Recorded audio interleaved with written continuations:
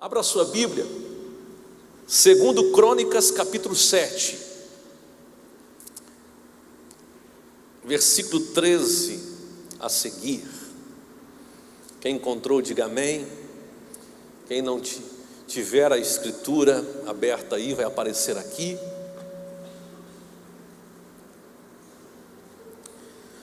Diz assim: se eu fechar os céus e não houver chuva, se eu ordenar aos gafanhotos que consumam a terra, ou se enviar a peste entre o meu povo, e se o meu povo, que se chama pelo meu nome, se humilhar e orar, e buscar a minha face, e se converter dos seus maus caminhos, então eu ouvirei dos céus, e perdoarei os seus pecados, e sararei a sua terra.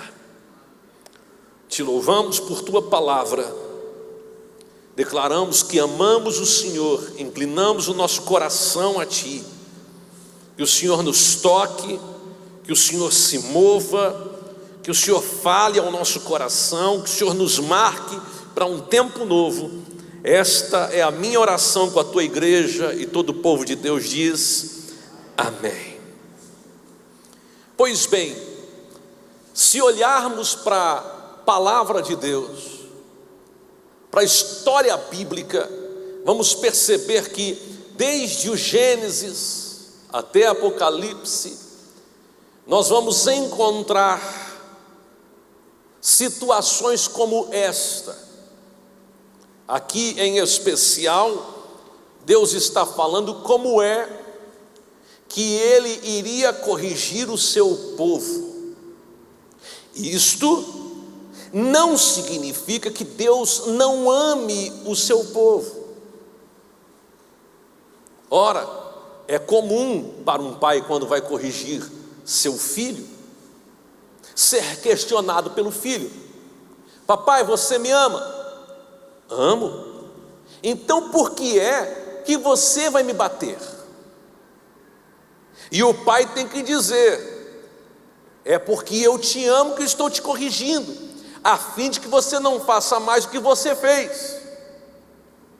A Bíblia diz que Deus corrige a quem ama. Então a gente vai perceber na história bíblica, vez por outra, situações como esta. Aliás, você olha para Levítico, parece que a gente vê o coronavírus no livro de Levítico, capítulo de número 26. Dá uma olhadinha na sua Bíblia, Levítico 26, versículo 14 a seguir.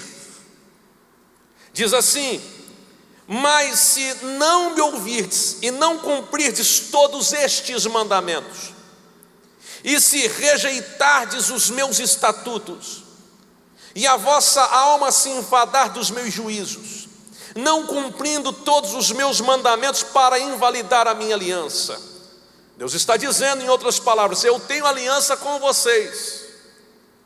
Eu tenho uma aliança, eu fiz esta aliança com Abraão, Isaque e Jacó. O contexto histórico desses versículos que estamos lendo se dá quando Deus está orientando Moisés, dando a Moisés a lei, a Torá para o povo de Israel. Deus está dizendo como é que eles devem se comportar. Deus está dizendo como é que deve ser o hábito de vida deles. Olha que coisa incrível esse texto: rejeitardes os meus estatutos, e a vossa alma se cansar, se enfadar, ficar incomodada. Para que servir a Deus? E você sabe que tudo começa quando alguém perde o fervor, o desejo ardente de adorar, de servir, de buscar o Senhor. Aí olha só o versículo 16: então eu também vos farei isto. O que? Porei sobre vós o terror Em outras versões diz o medo, a tísica e a febre ardente. Se você vai ver o que é a tísica, você vai descobrir que é uma doença grave pulmonar. Dificuldade, doença que gera dificuldade para respirar e compromete o pulmão. Isso é a tísica, que consumam os olhos e atormentem a alma. E semeareis em vão a vossa semente, pois os vossos inimigos a comerão. Eu vou parar por aqui, mas se você perceber, no livro de Levítico, o livro inteiro trata disso. Se me obedecer a isso, se me desobedecer aquilo. Em Deuteronômio capítulo 8, capítulo 28, você vai ver a mesma coisa. Há bênção de Deus para quem obedece, há maldição para quem desobedece. É a maneira que Deus nos corrige, permitindo o mal vir sobre nós. A gente olha para Deuteronômio, para Levítico capítulo 26, nós lemos isso. E é bem verdade que esse acontecimento se dá diante da promessa. Escute, eles tinham a promessa da terra prometida, mas não tinham a realização dela. Eles tinham o quê? A promessa, mas não tinham a realização da promessa. Estavam distantes. Eles estavam a um deserto da promessa. Eles estavam a uma caminhada de muitos anos para chegarem na terra prometida. Mas quando a gente olha para o segundo livro de Crônicas, capítulo 7, Israel não está vivendo longe da promessa. Israel está vivendo o auge da promessa. Por quê? Porque a promessa já se cumpriu. Salomão agora é o terceiro rei de Israel. Saul havia sido escolhido pelo povo e foi rejeitado pelo Senhor. Deus chama e unge Davi. Davi se torna rei sobre Israel. E depois de Davi vem Salomão, filho de Davi. É lindo quando a gente olha para isso. Um dia Davi cai em si. Por quê, pastor? Davi está no seu palácio, um lugar luxuoso, bem construído, bem estruturado. Ele cai em si e há uma indagação na sua alma. A expressão é: eu tenho um palácio e o meu Deus habita em tendas. Como pode isso? Então ele deseja com todo o seu coração construir um templo para o Senhor, e ele projeta isso. Deus não permite que Davi o faça. Então, antes de passar o trono para Salomão, seu filho, Davi dá a ele todas as recomendações. Diz para ele como é que o templo deve ser construído. Diz para ele como é que deve ser a estrutura do templo. Apresenta para ele quais são as ofertas que vai deixar para que o templo seja construído.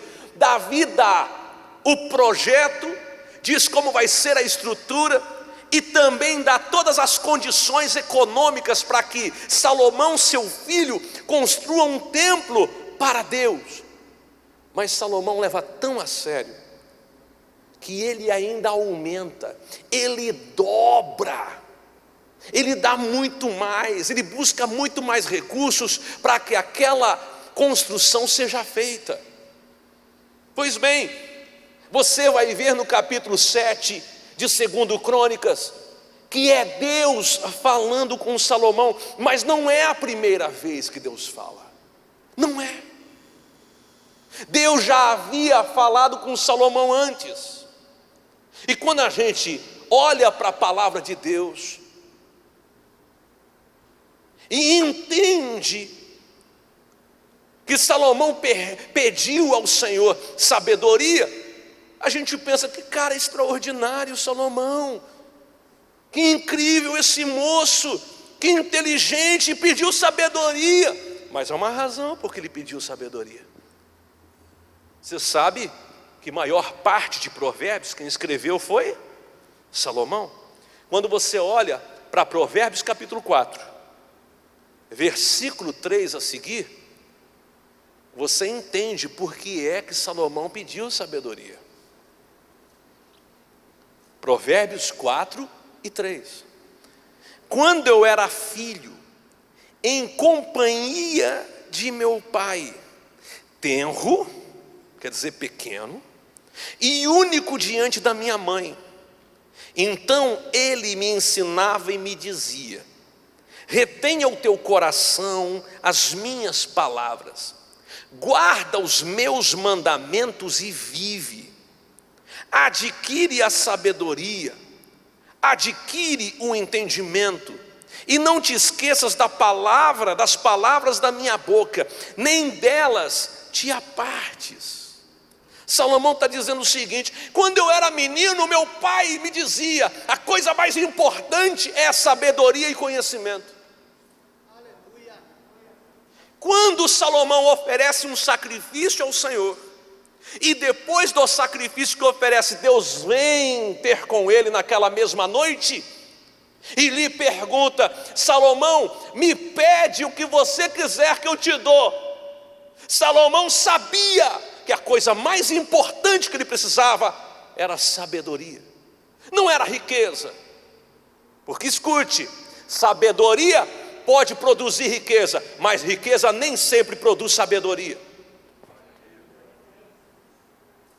Ele podia dizer: eu quero um reino estruturado, e você vai ver que Roboão, você vai ver que outros reis receberam o reino estruturado e colocaram para perder.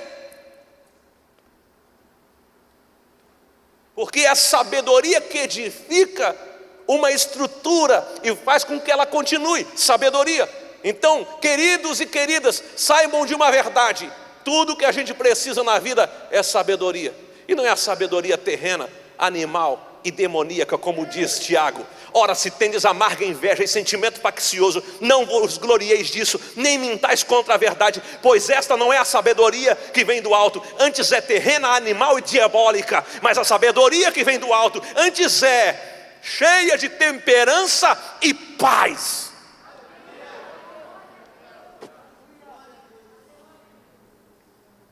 Então se encha da sabedoria que vem de Deus. Salomão foi inteligente. Pastor, eu posso pedir? Pode. Se alguém tem falta de sabedoria, peça a Deus, que lhe dará deliberadamente. É Bíblia. Você pode levantar as suas mãos hoje e dizer: Senhor, tenho decisões a tomar, me dá sabedoria. Senhor, eu preciso fazer um negócio, me dá sabedoria. Senhor, eu preciso romper com uma situação, me dá sabedoria. E Deus te dá sabedoria. Então, Salomão recebe de Deus sabedoria. E Deus não dá só sabedoria, Deus dá muito mais do que Salomão pediu. E Deus diz: já que você pediu a coisa certa, pois eu não te dou só isso, também te dou riqueza, prestígio. Você lê o capítulo 1 de 2 Crônicas, você fica perplexo. Pois bem, esse texto que a gente leu, capítulo 7, versículo 13 e 14, nunca foi tanto compartilhado como nos últimos dias. É zap para tudo que é lado. É no Facebook, Instagram, Twitter, para tudo que é lado. Eu recebi umas 50 mensagens com esse texto.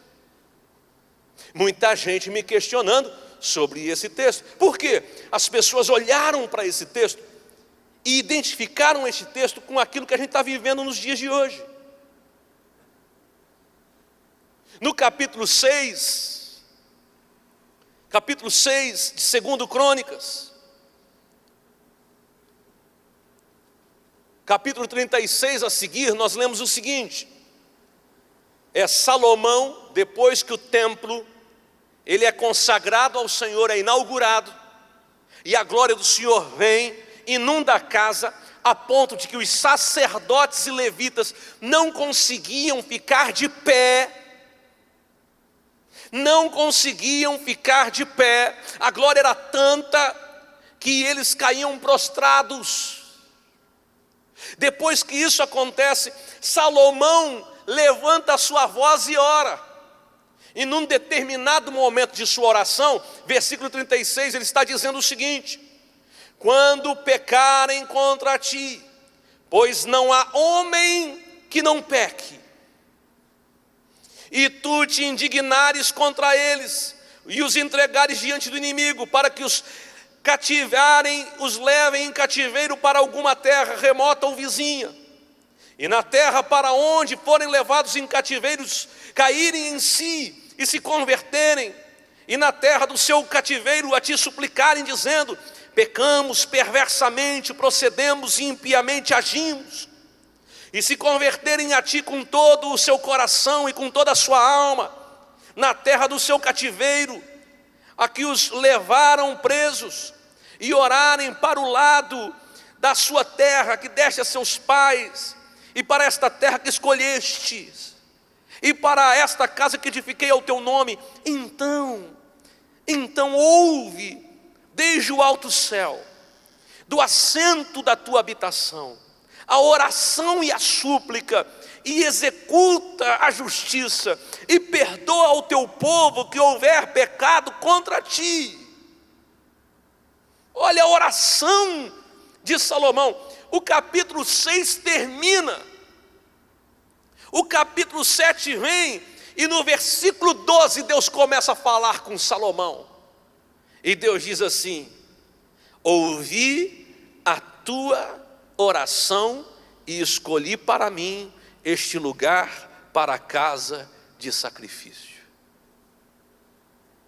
Ouvi a tua oração. Escute o que eu vou falar. Toda vez que você interceder por alguém, saiba que de repente vai vir resposta da parte de Deus. Toda vez que você interceder por alguém, saiba que de repente Deus vai trazer uma intervenção nessa situação. A gente até canta: Deus não rejeita a oração, oração é alimento.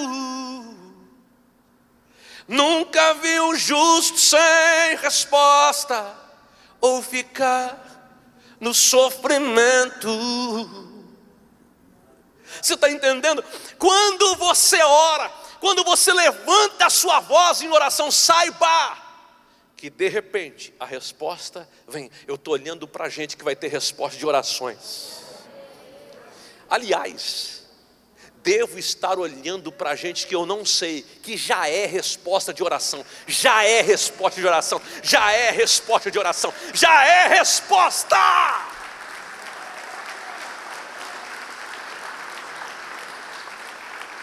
Oh meu Deus!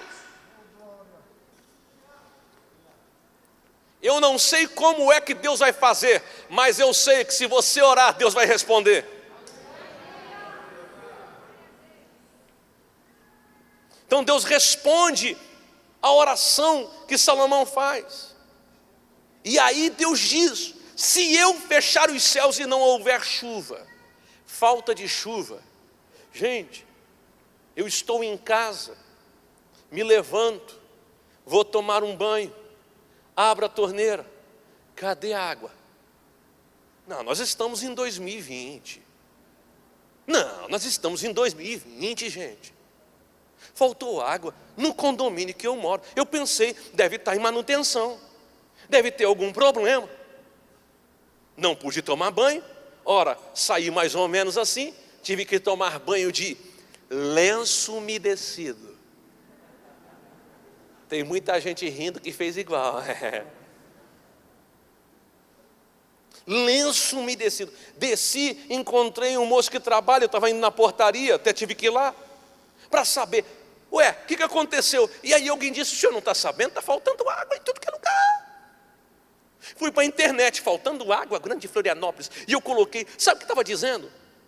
Não é estiagem, não é falta de chuva, é seca. seca. Santa Catarina seca. Qual é a solução que vai ter aqui? Nós vamos chamar caminhão-pipa. Encostou um, 2 dias depois, outro, 2 dias depois, outro.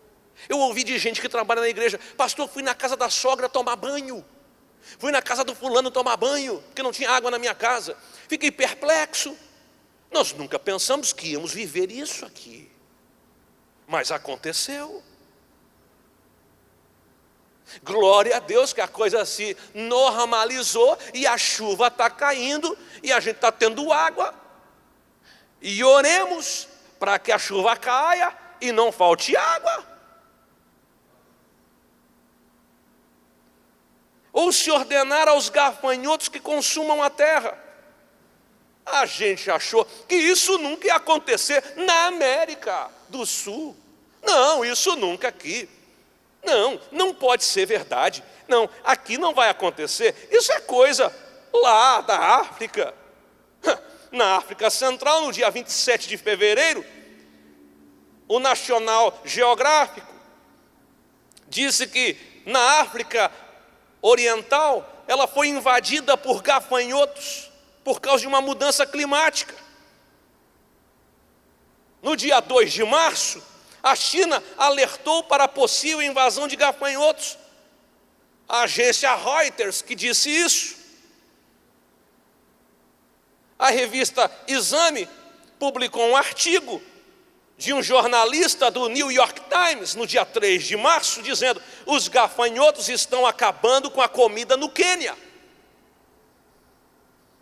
E aí, os produtores da região de fronteira com o Paraguai estão preocupados com os gafanhotos. O G1 publicou isso no dia 3 de março de 2020.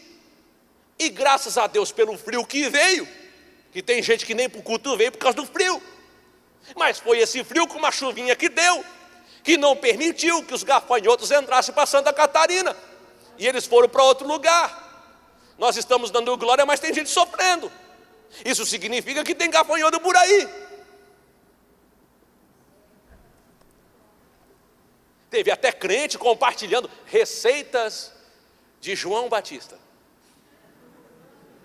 Gafanhoto com mel. Compartilha, quero ver comer na minha frente.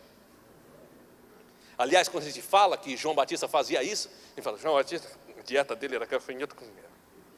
Quero ver fazer. Só se for um gafanhoto bem bonitinho. Aí olha só, Deus está dizendo: ou se ordenar aos gafanhotos que consumam a terra, ou se enviar a peste entre o meu povo. Entre o meu povo, entre o meu povo. Meu povo. Uau! Até então, as pragas no Egito não eram para o povo de Deus, eram para os ímpios. Agora, a peste entre o meu povo. E por causa do quê?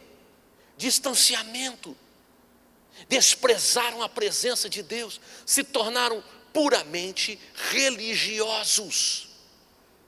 Sabe tudo, mas não vive nada. Inversão de valores. Aceita o que o mundo está pregando como se fosse uma verdade. Tem crente defendendo o aborto, achando que não tem nada a ver. A Bíblia diz, e eu preguei semana passada: antes de você ser concebido no ventre da sua mãe, Deus já te conheceu. Mas isso é outra pregação. O nosso distanciamento, achar que não tem problema pecar, tem uma ideia aí: olha, a graça está sobre você. E tem gente que acha que a graça é a chancela para viver uma vida de pecado.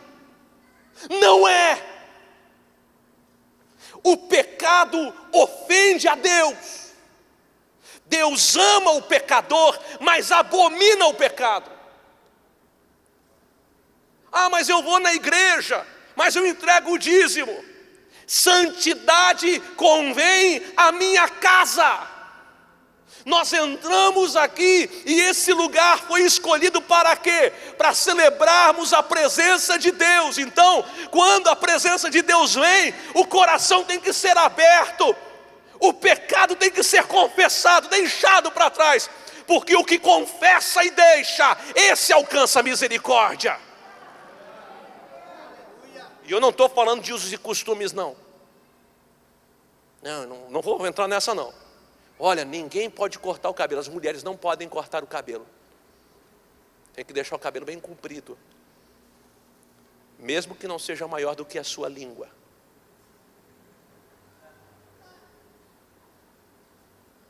Porque tem igreja que prega isso. Eu, quando era menino, não podia ver televisão. Era pecado ver televisão. Tinha igreja que dizia que era pecado usar sabonete. Imagina quando o irmão levantava o braço.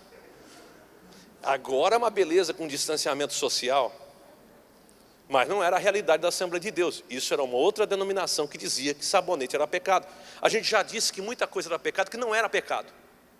Agora tem coisa que você sabe o que é pecado. Você sabe o que é pecado. O Espírito Santo te choca. O Espírito Santo faz você se sentir mal. O Espírito Santo não compactua com aquilo, e você sabe quando peca. A Bíblia diz que o Espírito Santo nos convence do quê? Do pecado, da justiça e do juízo. Então nós somos convencidos pelo Espírito Santo o que é pecado.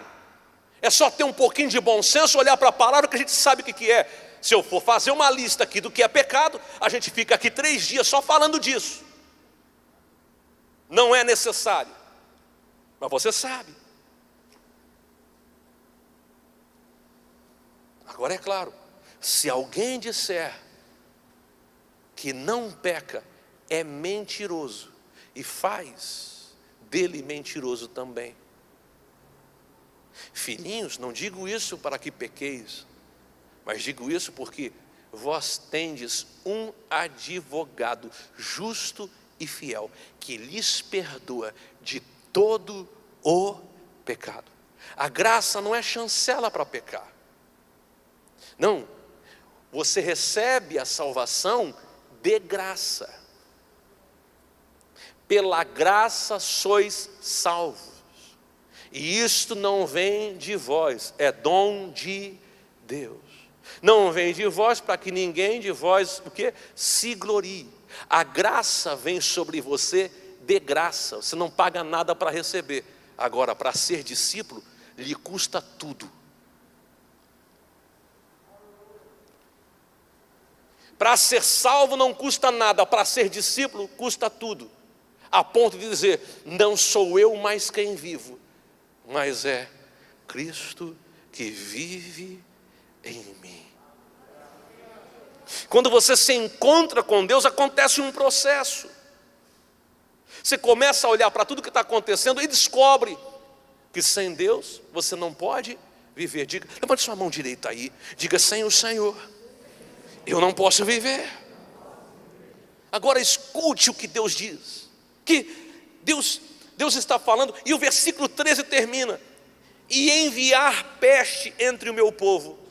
Agora o versículo 14 começa falando desse povo. E se o meu povo, olha como Deus se dirige.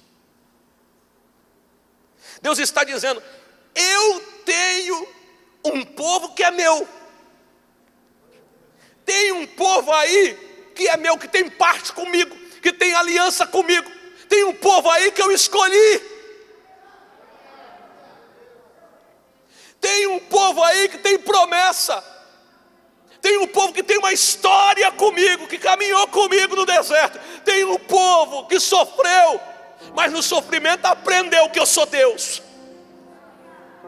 Tem um povo que é parte de mim.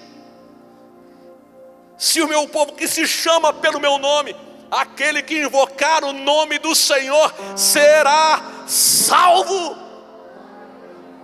Um povo que se chama pelo meu nome, se humilhar e orar e buscar a minha face, O primeiro caminho é se humilhar. O segundo caminho, vida de oração. E o terceiro caminho, relacionamento. O terceiro passo no caminho, o relacionamento. Buscar a face, quer dizer, buscar a aprovação de Deus. E se converter dos seus maus caminhos, então eu ouvirei dos céus e perdoarei os seus pecados e sararei a sua terra. O perdão põe um fim no seu passado, resolve o seu presente e dá esperança para o seu futuro.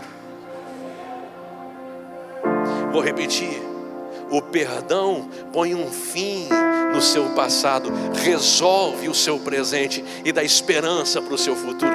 Escute, para quem é crente, dias melhores virão. Dias melhores virão.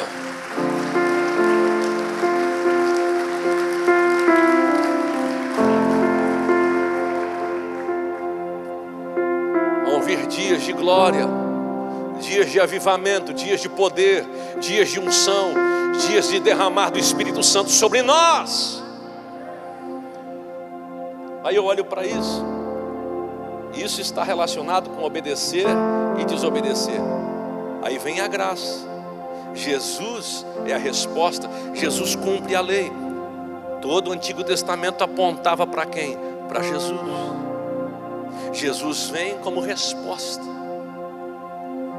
E aí no capítulo 24, versículo 6, a história se torna diferente. Porque nós somos salvos. O que é que Deus diz a Salomão? Naquela mesma noite disse o Senhor a Salomão: eu ouvi a tua oração, eu escolhi esta casa para ser lugar de sacrifício. Quando a gente olha para Jesus, quem é Jesus? O Cordeiro de Deus que tira o pecado do mundo. Aquele que foi sacrificado no meu e no seu lugar. Ele pagou o preço. Ele morreu no meu e no seu lugar. Mas no capítulo 24 de Mateus, antes de todo o processo do Calvário acontecer, Jesus diz assim, a partir do versículo 5: porque virão muitos em meu nome dizendo, eu sou o Cristo, e enganarão a muitos. E certamente ouvireis falar, preste atenção nisso, de guerras e rumores de guerras. Vede, não vos assusteis, porque é necessário assim acontecer, mas ainda não é o fim. E por que não é o fim? Porque se ele está falando que a gente vai ouvir isso, então não é o fim, porque nós estamos aqui. O fim só vai acontecer quando a igreja já não estiver na terra. Isso significa que a trombeta vai soar. Não vos enganeis disso, não vos entristeçais. Não.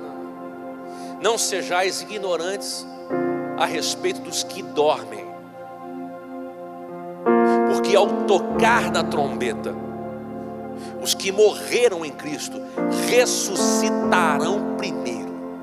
E nós, os que estivermos vivos, seremos arrebatados e nos encontraremos com Ele nos ares.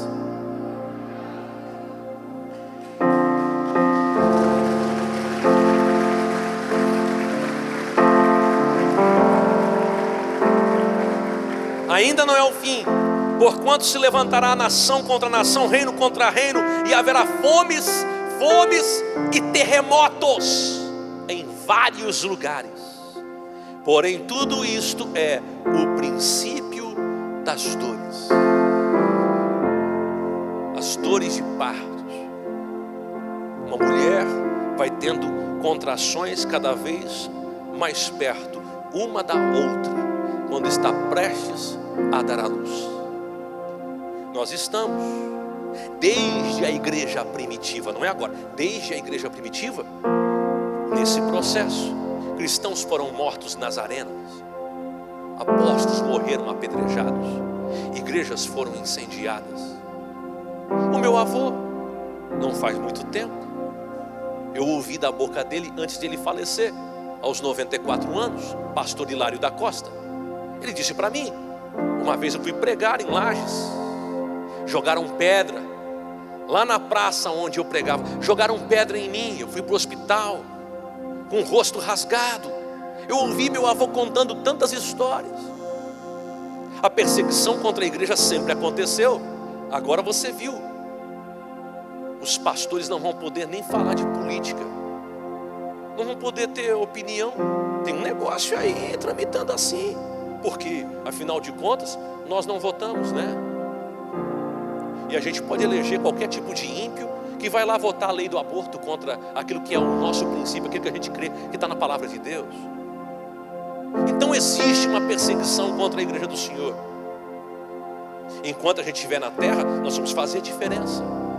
Mas eu tenho certeza que num determinado momento a trombeta vai soar. E quando a trombeta soar, nós seremos arrebatados.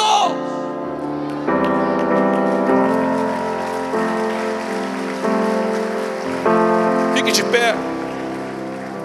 Foi feita uma pesquisa nos Estados Unidos. Pesquisaram pastores das mais diversas igrejas.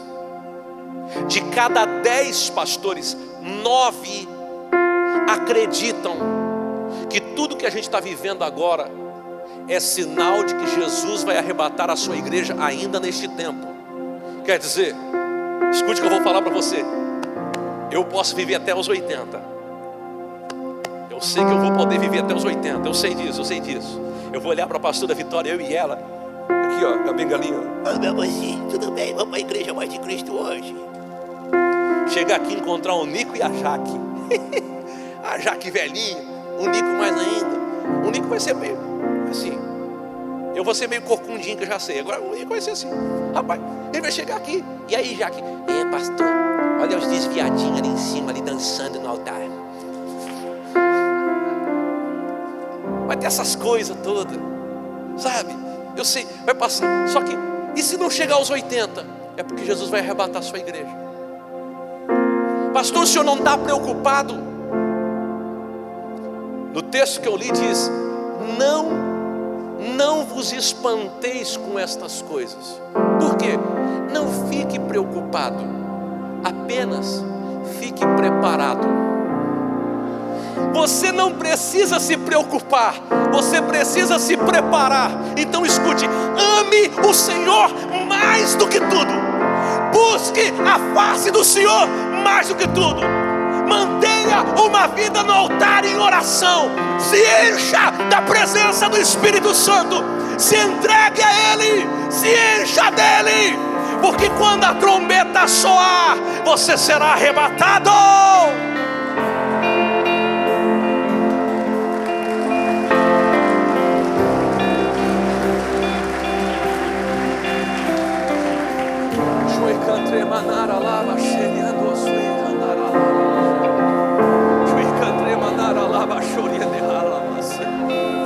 Pastor, eu estou aqui hoje e há uma voz de acusação na minha mente, no meu coração, dizendo: você errou, você pecou, está vendo?